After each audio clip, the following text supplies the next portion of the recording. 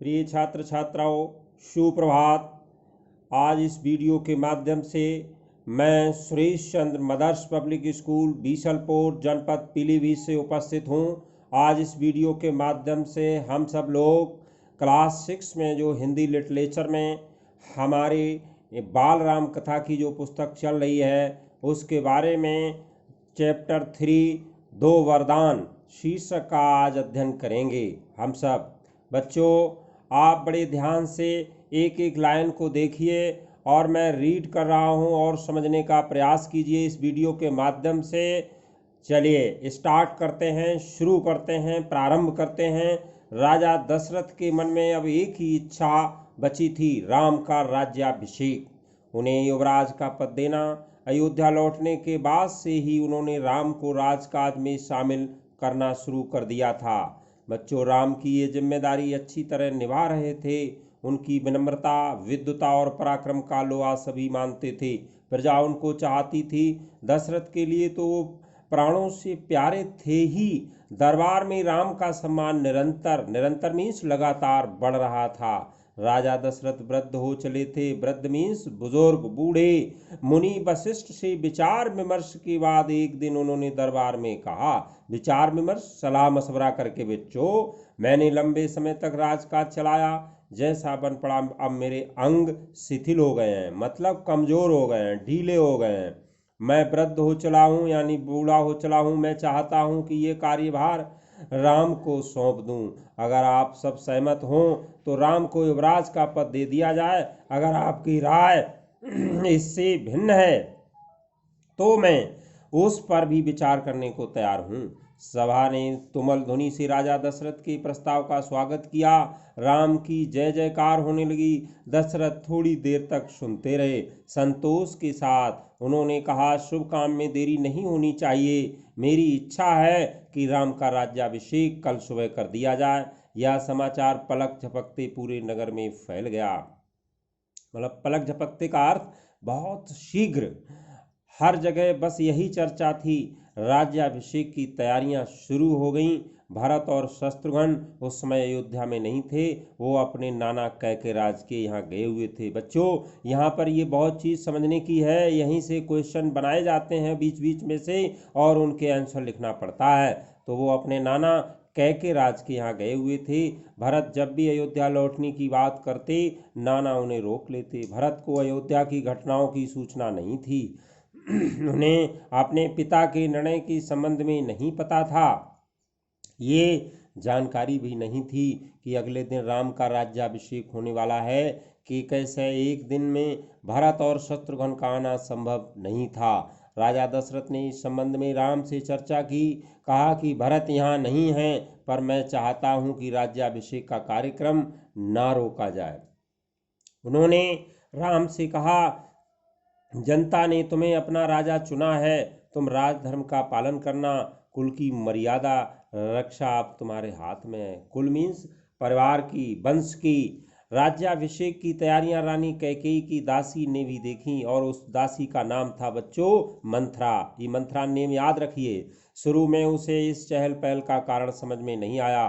उसने इसे कोई अन्य अनुष्ठान समझा। इतनी रौनक, चमक, ऐसी सजावट है, ऐसा कुछ उसने अन्य अनुष्ठानों में नहीं देखा था। उसे अचंबा हुआ। फिर उसने रानी कौशल्या की दासी से पूछा। उसे तब पता चला कि कल राम का राज्याभिषेक होने वाला है। ये उत्सव उसी के लिए है। मंथरा जलभुन गई, नाराज हो गई, क्रोध में आ गई। बच्चों, राम का राज्याभिषेक उसे षड्यंत्र लगा, कैकेयी के विरुद्ध। वो कैकेयी की दासी थी बचपन से और कैकेयी का हित उसके लिए सर्वोपरि था। मतलब सबसे ऊपर उसका कैकेयी के लिए था। मंथरा उसे अपना हित मानती थी। वो कैकेयी की मुंह लगी थी। रानी कैकेयी भी उसे बहुत मानती थी। क्रोध से आग बबूला मंथरा रनिवास की ओर भागी। बच्चों, ये कोई कितना बढ़िया क्वेश्चन पुटअप हो रहा है, ध्यान रखें। क्रोध से आग बबूला मंथरा रनिवास की ओर भागी। सीधे कैकेयी के कक्ष में वो हाँफ रही थी। क्रोध से चेहरा लाल था। भागने के कारण सांस उखड़ रही थी। उसने रानी कैकेयी को सोते हुए देखा। किसी तरह स्वयं को संभालते हुए मंथरा ने कहा, अरे मेरी मूर्ख रानी, उठ, तेरे ऊपर भयानक विपदा आने वाली है। यानी विपदा मीन्स कष्ट परेशानी आने वाली है।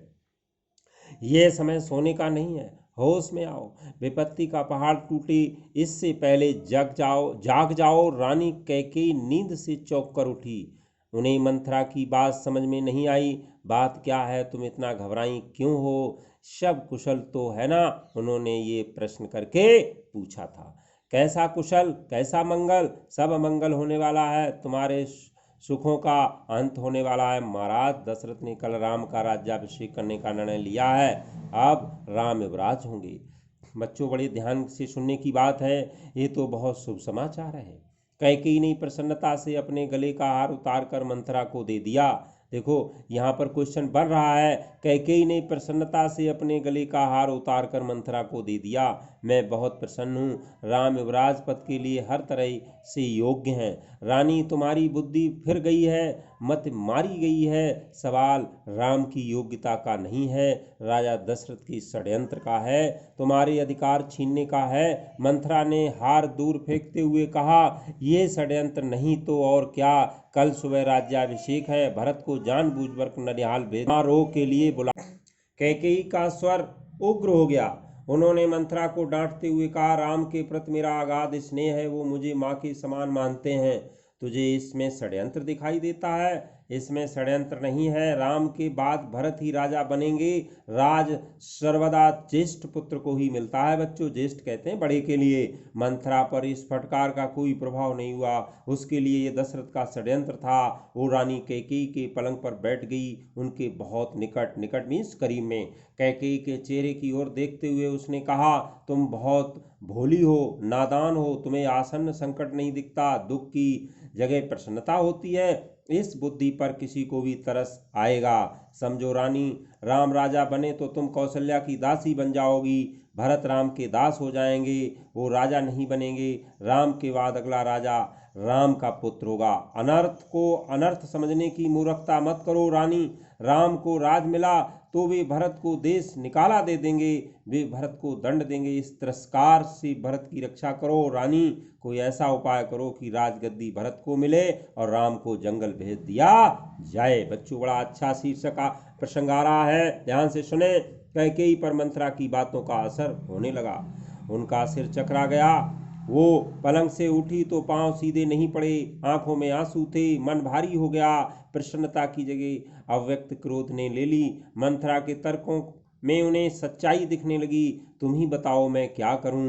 कैकेयी ने आंसू पोंछते हुए मंथरा से कहा।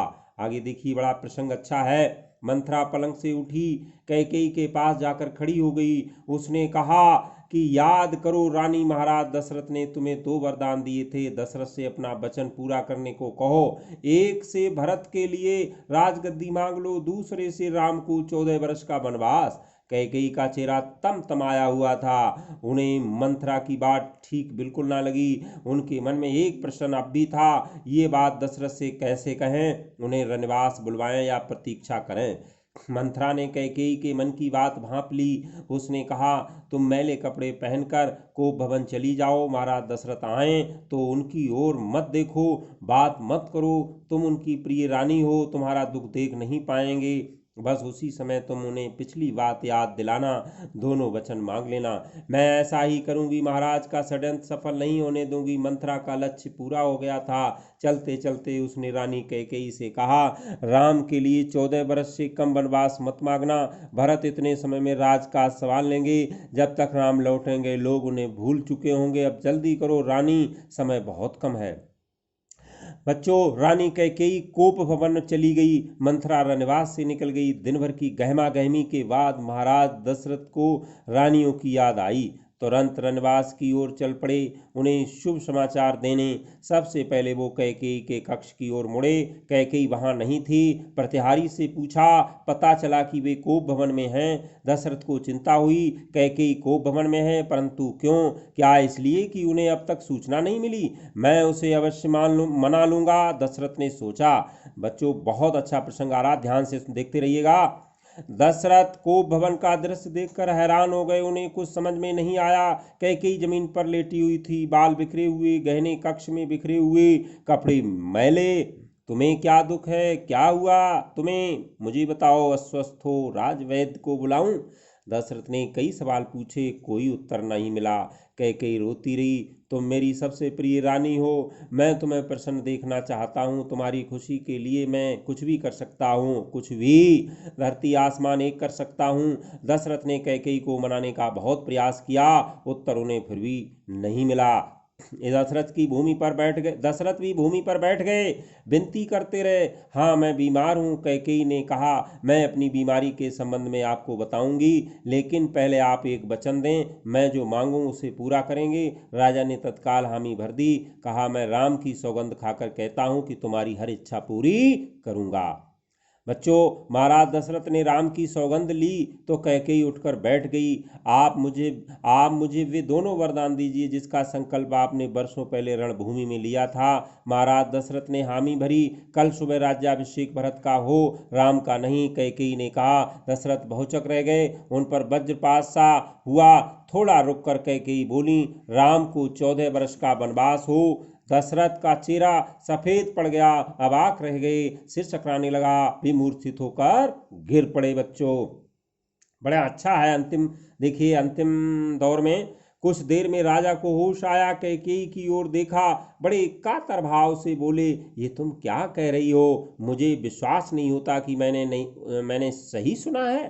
कैकेयी अड़ी रही। दशरथ कैकेयी की मांग को अस्वीकार करते रहे, अनर्थ बताते रहे। तब कैकेयी ने अंतिम हथियार चलाया।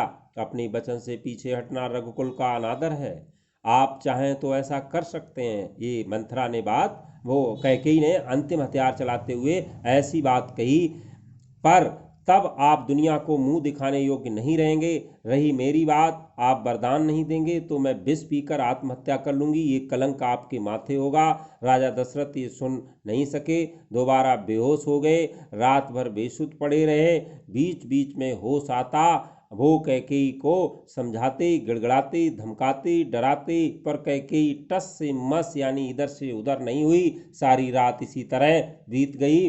बच्चों, ये पूरा चैप्टर रीड किया है मैंने बड़े ध्यानपूर्वक से, और आपने भी सबने सुना है। एक बार इसको फिर पुनः कर लेंगे रीड, तो शायद सब कुछ समझ में आ जाएगा।